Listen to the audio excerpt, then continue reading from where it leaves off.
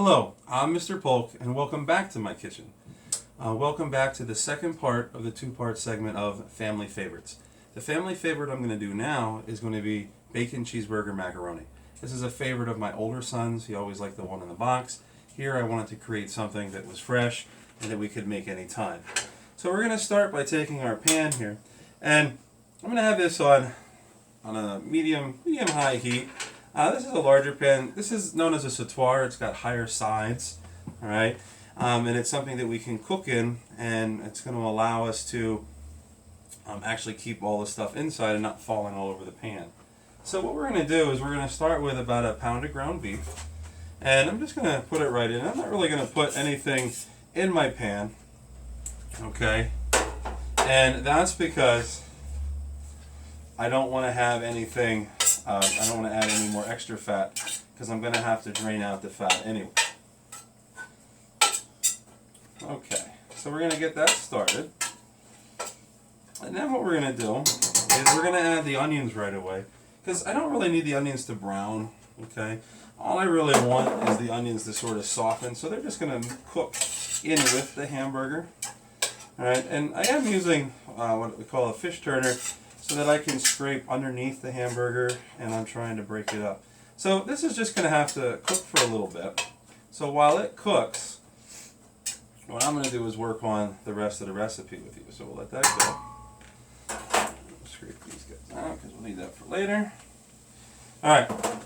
So what we're going to do is, this has a liquid component, okay, which simulates if you make it in the box, you pour the water in. What we're going to do is we're going to use chicken stock. So we're going to take 2 cups of our chicken stock here, and it may take more, depending if it needs a little more moisture at the end. You'll be able to tell.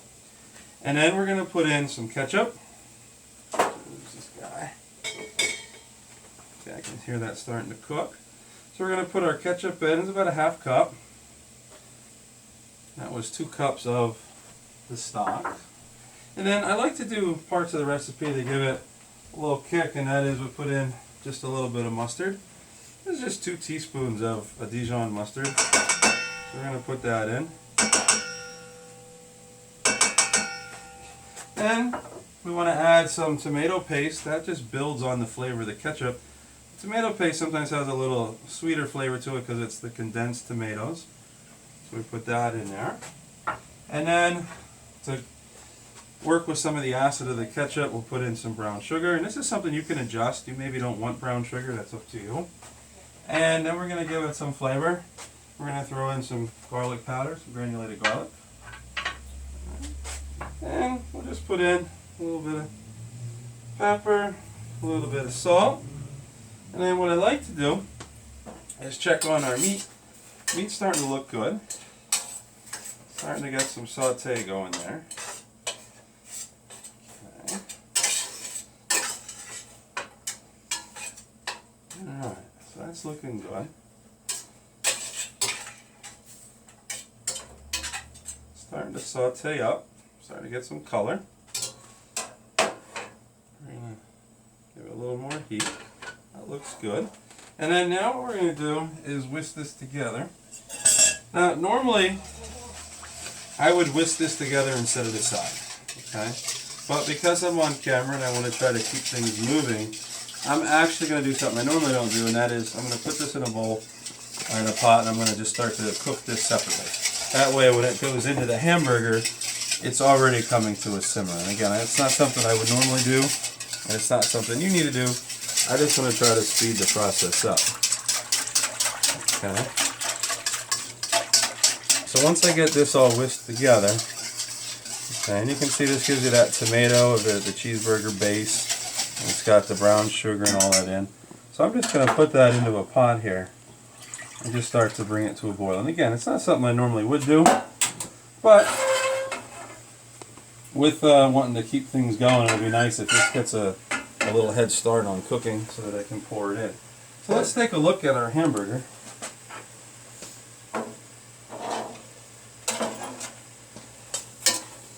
Alright, that's looking good. Now, there's a couple ways to do this. Some people put the liquid in and then cook the macaroni right in there. Personally, I like to keep things going. I come home after a long day, I want to cook quickly. So what I like to do is cook the macaroni at the same time I'm cooking this. So that's why on my recipe it says just cook based on the package directions. So I take 2 cups of dry macaroni, which is 8 ounces, so half of a 1 pound box. And I take that box, and that half a box rather, and I cook it in the boiling water, salt it, cook it for about 8 minutes or so till it's al dente. And then I drain it and rinse it, and that way it can just wait until I'm ready for it and doesn't overcook. Okay? So when I do that, that's going to look like this. These are my noodles, and again, that's 8 ounces of noodles.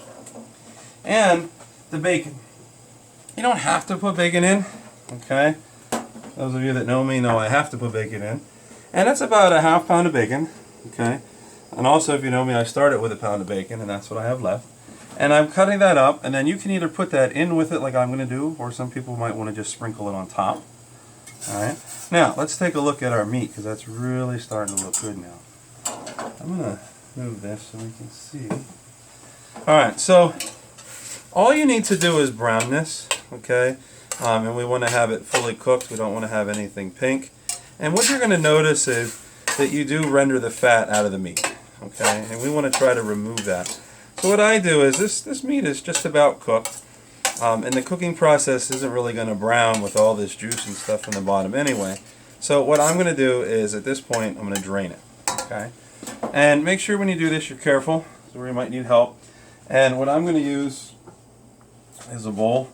I'm going to set the bowl down, and I'm going to hold my pan, and then this is where the fish turner is really nice. And I'm just going to hold it like that and pour all the grease out. And you always have that fear that you're going to pour all the hamburger out too. But that's where this fish turner is nice and wide, and it allows me to just pour everything out. Okay. So now I'm going to put it back on the stove and get rid of the grease and the fat. So that's not going to go in our food, and that's not going to settle up. And we're just going to let this start getting hot again. You can see what I mean about the onions. They're softened. Okay, they look nice. I didn't need to saute them. If I would have sauteed them first and then put the hamburger in, by the time the hamburger is ready, there's a chance sometimes you over saute your onions and they start to get real dark. So this really just keeps them kind of nice. And anything that gets dark, it caramelizes, and when it over caramelizes, it'll get bitter. So that looks really good. Hamburger is broken up really nice. All right. And so now what I'm going to do is I'm going to take my sauce. And again, normally I wouldn't have pre-boiled it, but what you want to do is pour your sauce in and let it come to a boil. So to speed up the process, this sauce was just about boiling. So I'm going to pour it in and mix it around. You can really smell the garlic and everything coming out of that. And I want to get this to a boil.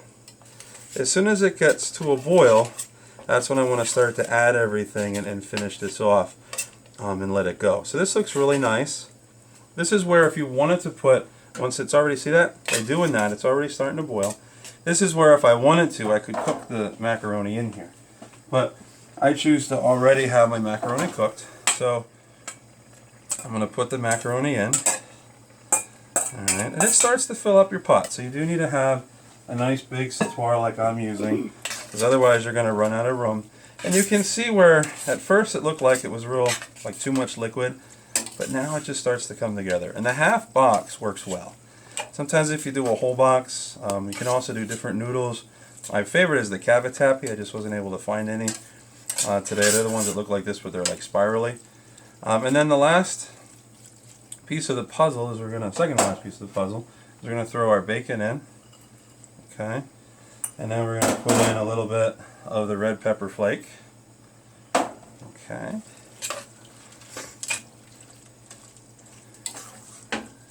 And then we're going to put in the cheese. So that's looking really good. And then here's where you might have to adjust. So you're going to put, I call for 2 cups of cheese. I'm going to put the first cup in for sure, and just sort of blend it around. And this is where it really starts to make what looks like a sauce. Okay, now once the cheese goes in, I'm pretty much going to cut my heat because I don't really need to burn the cheese or separate the sauce. And then we're going to put in the rest of the cheese. Now that it's all mixed in. And this is where you have to decide. If you wanted it to be just a little saucier, you can add a little bit of liquid. It just kind of depends how it goes. I think this is looking really nice because you don't want it like wet. Like you look at that, that just looks like nice creaminess in there. It's got a nice sauce base. The sauce does thicken as you make it. So if you do make it and let it sit on your table, it'll look good. I might just put a touch of chicken stock. And again, you can decide if it needs it. It's just better to do it this way than to add too much. So I just put a touch in there just to kind of thin it out. You can always add more stock. It's just that if it gets wet and soupy, it's not really a nice cheeseburger macaroni. So look at that. Oh, that looks great. Okay, I wish you could smell that. So now we're ready. This would be something we could put in a bowl to serve or put it in individual bowls. So what I'm going to do here is just show you an individual. So here's a nice big bowl we would use for this. And we're going to spoon some of this out. Oh, this, look at that. Oh, that looks great. And that's what you want. Okay. It's got that creaminess to it from the cheese. It's not soupy, but it's not dry. Let me see the bacon in there. The noodles. Alright, that's a really good, nice portion. And then we'll do it just a little bit on top. Got that stringiness of the cheese. Get that off of there.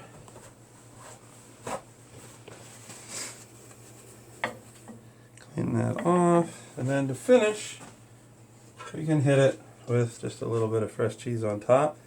And that's ready to go. And I hope you can see why this is definitely a family favorite of mine. The boys, my wife and I will dig into this. This is one of our favorite meals. And as I said before, hopefully you go home and make this meal, and one of my family meals can be one of your family meals. So I want to thank you for cooking with me today, and I hope to cook with you real soon right here in Mr. Polk's kitchen.